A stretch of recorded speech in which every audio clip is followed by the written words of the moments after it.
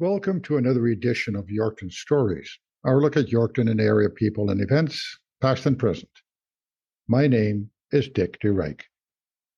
Our podcasts are available on our website, yorktonstories.ca, where you will also find photos, links, other information associated with the podcast topic when available. You can not only hear the stories, you can also see and read information about them. We can also be found on all major podcast directories, including Spotify, YouTube Podcasts, Apple Podcasts, Amazon Music, TuneIn and Alexa, and iHeartRadio. Search for Yorkton Stories, and you'll find us. We appreciate and thank our premier sponsors, Harvest Meats and Grain Millers, both here in Yorkton, and others who assist us in many ways. Many will agree that it's not everyone. Indeed, it is a special person who can be really cheerful early in the morning. For many of us, it's just not in our DNA. So for the past 2 summers, it has been an absolute delight for many early morning golfers at Deer Park here in Yorkton to be greeted by a young woman in the pro shop who offers a smile and a genuine good morning when they make their way into the building. To say she is bubbly just after sunrise would be an understatement. She is simply effervescent. So imagine my astonishment when I was talking to Alexa Haider one morning while waiting for our tea time or waiting out a shower, can't remember which, and I asked her where she's going to school. Going to Trent University, she said. I know about Trent. It's in Peterborough, Ontario, a city of about, 90,000 people or so, northeast of Toronto, about a third of the way to Ottawa. It's a smaller university compared to many in Ontario, and I wondered why she would go there. What are you taking? I asked. Her answer made me go, whoa, really? Alexa, having graduated from Sacred Heart High School here in June of 2021, is now in her last semester of a 4-year study of forensic pathology. Forensics, or science-based detective work, is not new to most of us, given the popularity of the ever-expanding CSI series on TV, not to mention the various iterations of Law and Order, Criminal Minds, NYPD Blue, NCIS, going all the way back to Columbo, Kojak, and the original Hawaii 5-0 shows. Pathology is what caused my what? Plain and simple, pathology is the study of diseases and causes of death. It involves things like autopsies and the examination of bodies and organs. When combined with forensics, we are talking about doing this in relation to crime, murders, that type of stuff. My next question is one that most would have asked, or at least thought. How does a young woman from Yorkton, having just graduated high school, decide to get into that field? I think she said it's a long story. I said, no problem. You can tell me and we'll record it for my podcast, which is what we did the last time she was home on a school break. So here we are talking with Alexa.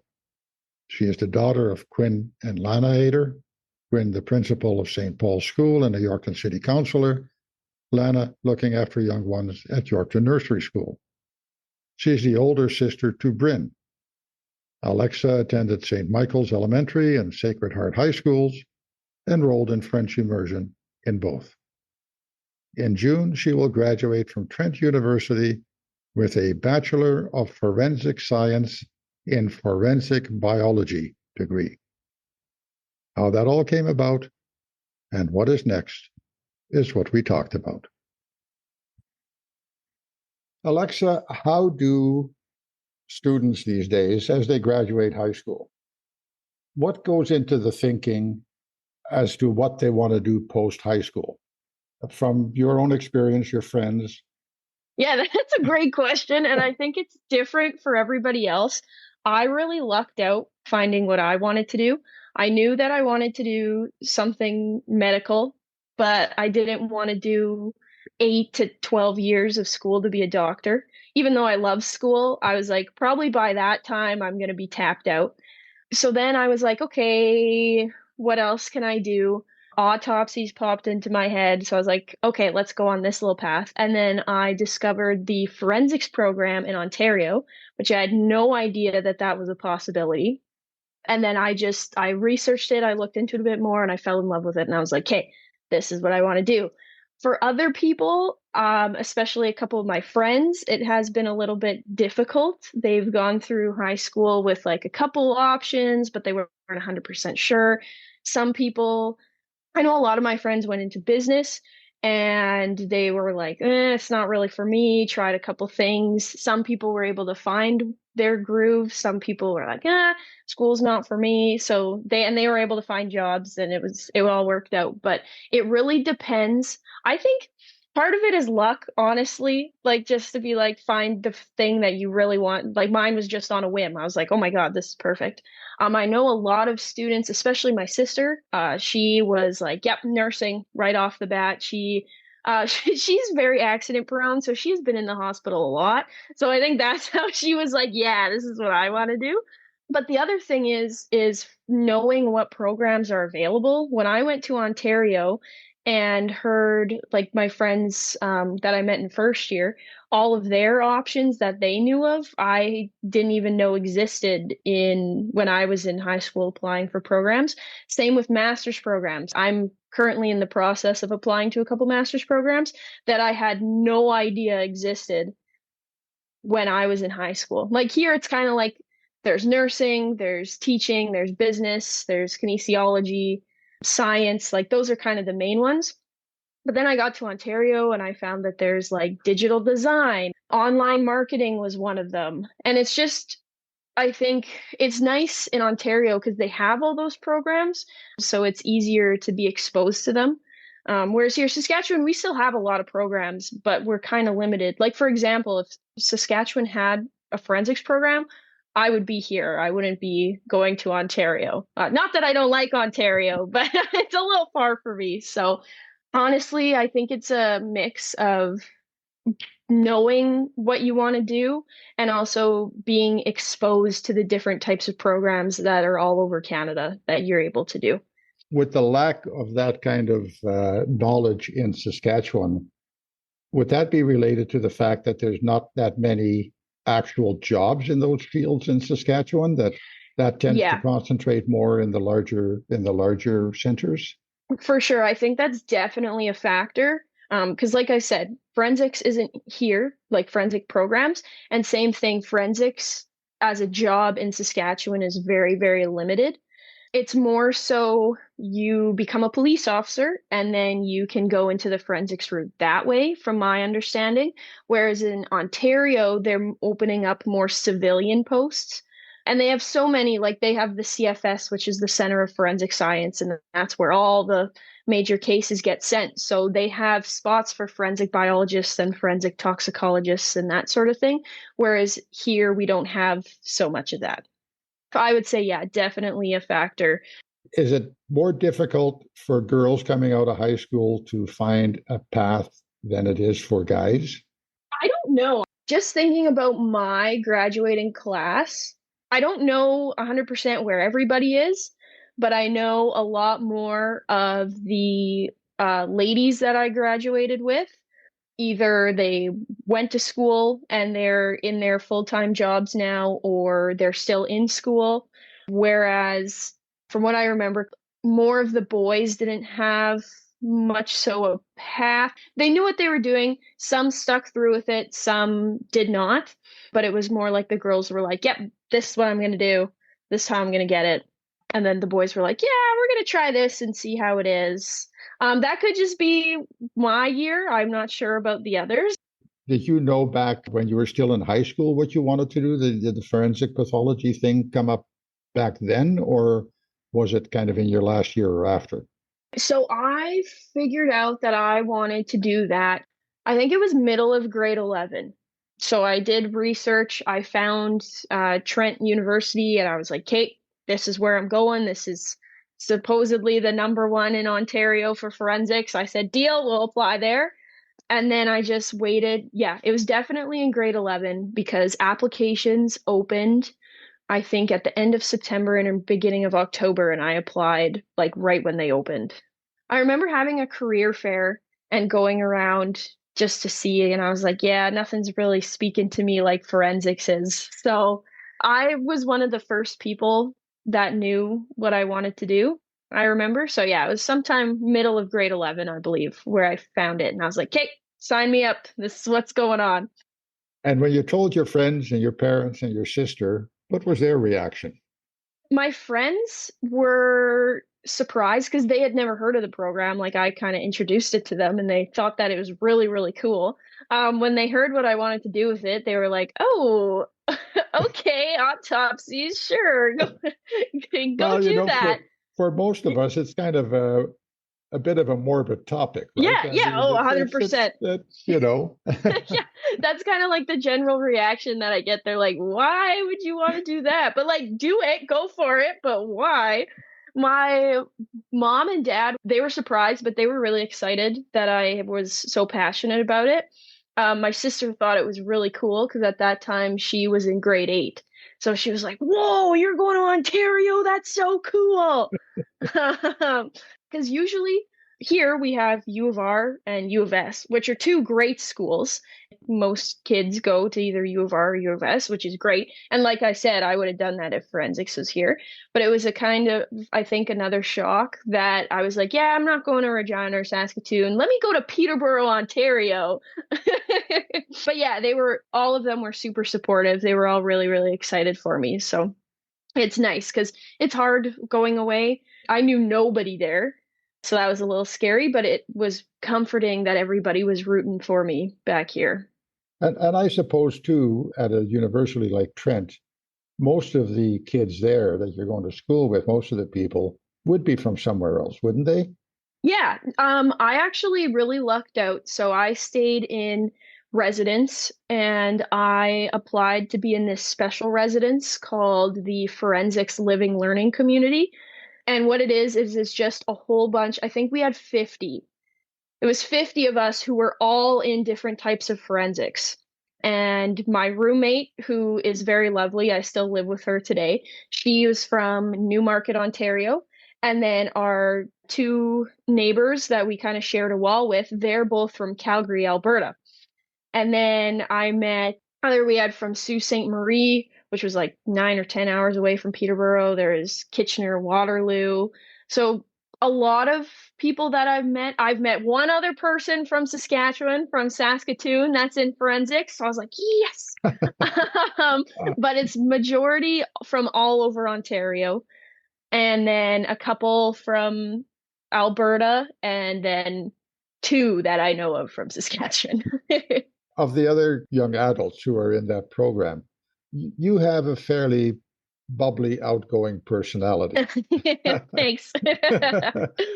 Are the others similar? Because you would think that some of the people going into that kind of work, not that you're not serious, but would be more serious Mhm. in their outward appearance. You know, that's kind of just my mental Yeah. picture that these would be, Yeah, no, you that know, makes kind of. sense. It depends. I think there's a good mix of different people in our program. Like I have one semester left and then I'm done, which is wild. But since I've been there for so long, I've gotten a good understanding of the majority of people in my program. And they're all so different. And that's what I love about Trent. Everybody just embraces their personality, the way they dress and act, and it's super awesome. Everybody, for the most part, is very nice. It depends what mood you catch them in sometimes. You could argue that I may be one of the more bubbly people in the program. um, but everybody I've met so far is a really great person. And it's really cool too, because everybody wants to do so many different things in forensics. Like, there's no just one strict path that you can take, which is really nice, but also kind of a curse at the same time. Because when you're done, you're like, oh, well, what am I going to do now? Because there's so many places to go. So it all depends. Like, I think I have met one or two out of like the 300 people in my program that also want to do like death investigation, autopsy, that sort of thing. When I've told a few people about what you're doing, the first reaction is, oh, she must have been watching too many detective shows on TV. And you know what? I barely watched any. It's really funny. When I'm at school, people are shocked. Like, you know, the show Criminal Minds? Don't like Yeah. that show. I can't, don't watch it. And they are shocked. I enjoy crime shows to a certain extent, whereas a couple of the girls that are in my program and that I live with, that's all they watch. And they're huge fanatic. They think it's crazy that I don't watch them all the time. And I'm just like, nah, I don't know. I'd rather be watching action movies or something. But Well, and they may not be all that realistic either. And yeah, no. because I mean, no crimes get solved in 56 minutes, right? Or Hmm. 54 minutes or whatever TV Yeah. show. Yeah, well, even watching them after doing a couple of my first year forensics classes, wow, that is actually so incorrect that it's crazy. But since everybody is watching, that we actually learned about this term called the CSI effect in one of our classes, and it's that everybody is watching these crime shows that dramatize everything and that aren't 100, that's not actually the techniques, like that's not how it goes. But since everybody's been watching them and it's become so popular, people now think that that's what happens. So they come into the field and they're like, oh no, this and this and this is how it goes. And then you're like, actually, to be so surprised, that's not how it goes. So it's really interesting. But yeah, no, not my, like I'll watch them, but definitely not my first choice. Tell me about your first reaction when you started doing, some of the what the rest of us might call some of the icky work, you know, autopsies and and that type of thing. Yeah. How does that affect you? What was your reaction to that? I actually, the first one that I went into, I was very nervous because I was like, okay, this is the first one we're seeing. This is what you want to do for the rest of your life. If you can't handle this right now, we're kind of screwed. But no, I went into the first one and I thought it was so cool. The first autopsy I saw was actually this past summer.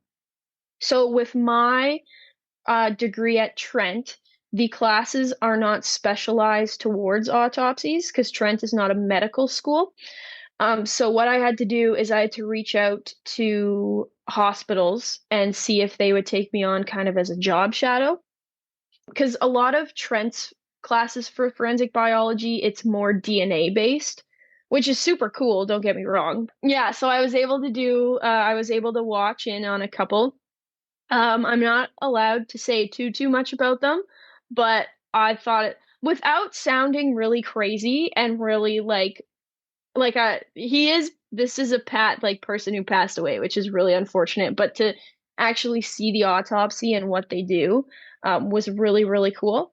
It was also really cool to like know what they were looking for because like I said, based on how they think the victim passed away, they'll look for different things or take different samples while they're doing the autopsy. So there was one, it was suspected of something, and then they were like, yeah, so we need this and this and this. And I was like, oh my gosh, I know that from school. It was so cool. I was like, man, I can actually use my knowledge here. This is great. Um, I really enjoyed it. When I was done, I told my family, and they were like, what the heck? I They can were like, imagine. wow. Yeah, they were like, wow, good for you. Like we're happy you enjoyed it, but what the heck? Anyway, being able to get that opportunity to go and observe was really awesome for me because it really solidified, okay, I can do this. I'm okay. Because that's the one thing that people, when I tell them, they were like, are you sure you can handle that? Like, it's not for the weak. And I was like, oh yeah, I know.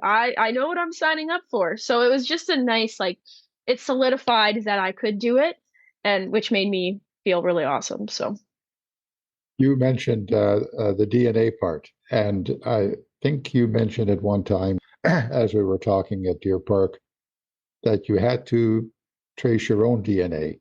I took a class last year, and it was the short name of it is just human forensics, like human DNA. So, as a part of our lab throughout the semester, we took cheek swab, and then we put it through the PCR, we amplified it, and then we were able to generate our own DNA profile. So we pretty much did, like, let's say if you're looking for DNA on a crime scene, they find a cup, they're like, okay, I'm going to swab it.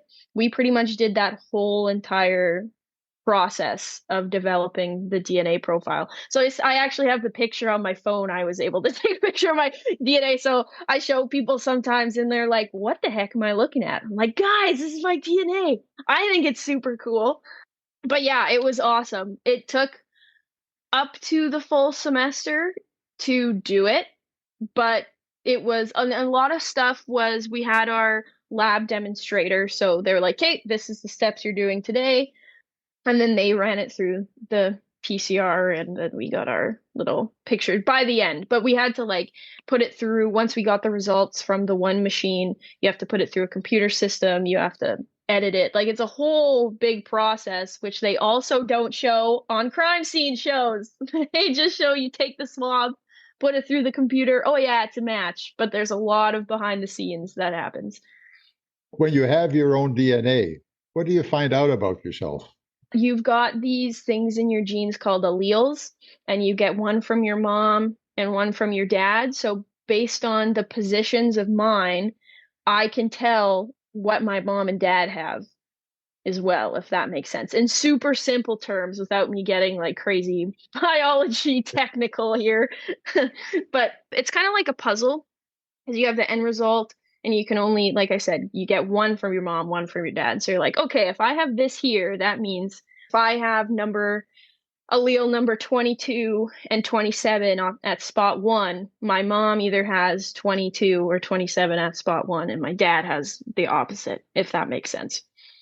No, it doesn't, but Yeah, I'll I take your need word like a for it. little like whiteboard to draw a diagram or something. That would be a lot easier. Yeah.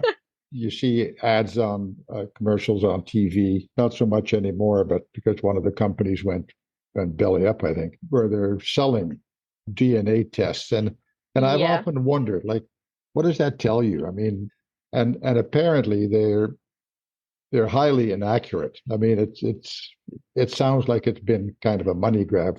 If they have a lot of people sending their DNA, they would obviously have a lot more information than They'd we have a large had. database. Yeah. Exactly, Yeah. exactly. Whereas like our lab, in order for this to actually happen in one of our, like in our class, there's a whole bunch of papers we have to sign. Like they have to keep them stored in a locked fridge, and then they have to dispose of them right away. At Trent, they just have your sample, whereas these places probably have who knows how many Yeah. that they can compare it to. What are the main options for people graduating from a program like this? Where can they go? What fields can they branch out into? A lot of times people want to be a forensics identification officer. Quite a few people actually go and then become a police officer and do the forensics that way. But because it's becoming more popular for civilian positions to be alongside the police, some people just go civilian positions. I would say most of the people do that route, work with the police, and then they do the actual crime scene investigation. So they'll have their little notebook and their walk around and find evidence and that sort of thing. Forensic toxicology is another big one. I'm in forensic biology. There's also core, just forensic science, and then there's forensic chemistry. The forensic toxicology is quite popular for the forensic chemistry students. So that's just analyzing different powders and substances, that type of thing.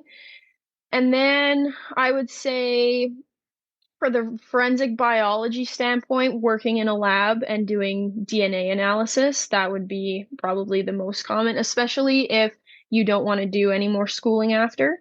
I'd say those would be the main areas people go to, but there's so many. Then you can also do joint majors as well. So one of the girls that I live with, she is a joint major in forensics and anthropology. So she can go somewhere into forensics and anthropology. So that's human remains. For example, if there's somebody digging up land and they find a whole bunch of bones, they would call a forensic anthropologist and she would come check it out. Another girl that I'm friends with, she is a joint major in forensics and psychology. So she wants to work in the prisons and analyze like the suspects and offenders and say like, why did we actually do this here, friend? Like, what's going on? So there's so many areas that you can go into. Like I said, there's human remains services, there's fire investigations, there's forensic accounting where people look at tax fraud and like that sorts of things. There's so many areas, but I would say, yeah, working alongside the police, working in a lab, those would probably be the main three areas. So if I was digging in my backyard and I found a dinosaur bone, would a forensic anthropologist, are you Well, only concerned with humans? that's a good question. I don't know about the dinosaur. I feel like dinosaur bone, you'd be able to tell, this one's not human. One of my profs, he's a forensic anthropologist, and he said there's been cases where he's been called out where people weren't sure if it was human or animal. So he's the one that figures it out Yeah. and sees if it was meant to be there, like an old burial site or something, or if that is not supposed to be there and we have a murder on our hands. What are you looking forward to as far as where you might end up in this particular field and the education you have? It's kind of tricky because I want to come, like I said, I love Saskatchewan. I want to come back home, but there's not as many forensics opportunities here. However, there is word that there are some forensic centers or at least programs in the job force that are in the works. So I'm hoping that that is the case. And I would love to bring all of this forensics knowledge here. Because don't get me wrong, for sure, the police, they've got it under control, but I'd love to bring it more for civilians and other students. Let's be honest, the crime rates are going up everywhere. We're going to have to utilize it. And instead of, because all of our big stuff that happens here, it gets sent to the CFS in Ontario. So I'd love to see us get just even like a little version of the CFS here so that can speed up evidence processing and that type of thing. And I'd love to be a part of that. So if that happens in the future, I'll be there. I'd love to be one of the people who bring it to Saskatchewan. So there's nothing on the prairies at all? To my knowledge, there's some small, because there can be Private private operation. ones. Yeah. Yes, yeah. From what I know, we're many steps behind Ontario for what they have. Any thought of going further in education? Is there an opportunity to do more in education before you hit the workforce? Like I said, there's so many angles of forensics that you can go into. It just depends if you want to further education. Some of my friends I know, they're just going straight to work. They want to stay in Ontario. There's also, so Trent, which is the school that I'm at currently, they have a Master's of Forensic Science program. It's the only one in Canada, which is pretty cool. I have not applied to it, but a couple of my friends have applied to it, so they want to continue that way. I have applied to a couple of master's programs that would allow me to come work back in Saskatchewan, especially the pathology aspect. So there's pathology assistant programs that it's not as much forensics based, but you still do autopsies.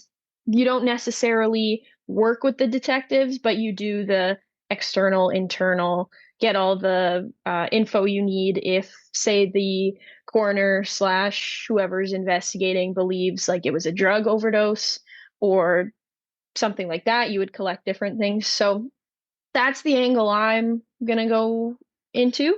But if I was choosing to stay in Ontario, I would probably get a job. I don't know if I would continue my education. It would depend.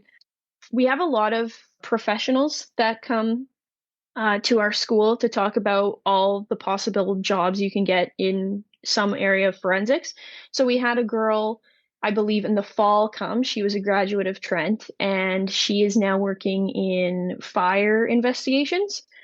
And she said, like, what we've heard from a lot of these professionals is that there's a lot of room to move up, especially in forensics. So you can start off with just the paperwork and helping with that types of thing, but it's super easy to move your way up, and especially like in different job areas. There was one girl who came and spoke to us and the master's students about how she started off as a crime scene investigator somewhere in that line.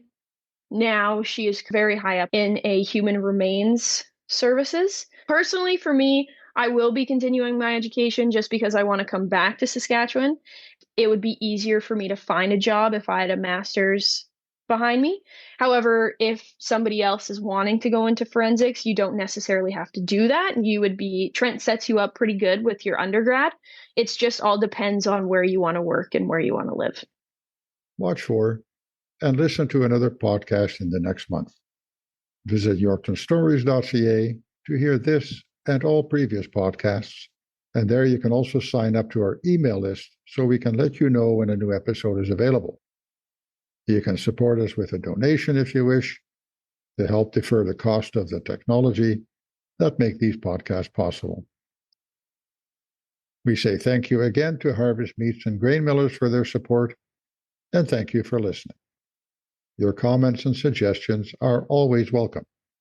Get in touch through our website or by emailing Dick, that's DICK, at yorktonstories.ca. Join us again for more Yorkton Stories.